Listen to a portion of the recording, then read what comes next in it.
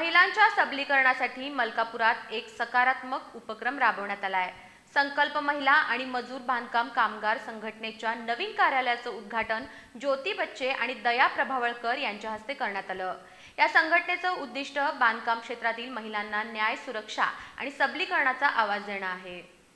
मलकापुरात महिलांच्या सबलीकरणाच्या दिशेनं एक नवा संकल्प महिला आणि मजूर बांधकाम कामगार संघटनेच्या नवीन कार्यालयाचं उद्घाटन राजमाता बहुउद्देशीय महिला मजूर सेवाभावी संस्थेच्या उपाध्यक्षा ज्योती बच्चे आणि सामाजिक कार्यकर्त्या दया प्रभावळकर यांच्या हस्ते संपन्न झालं।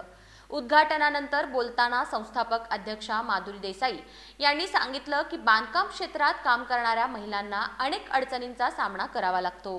त्यांच्या आवाजाला बळ देण्यासाठी आणि त्यांच्या हक्कांसाठी ही संघटना सतत कार्यरत राहील। या कार्यक्रमाला संघटनेच्या संस्थापक अध्यक्षा माधुरी अशोकराव देसाई, श्वेता आणि प्रज्ञा अरळेकर, मीना केसरकर, कमल खानविलकर, गीता केसरकर, सुनीता भोसले यांच्यासह अनेक महिला कामगार मोठ्या संख्येने उपस्थित होत्या।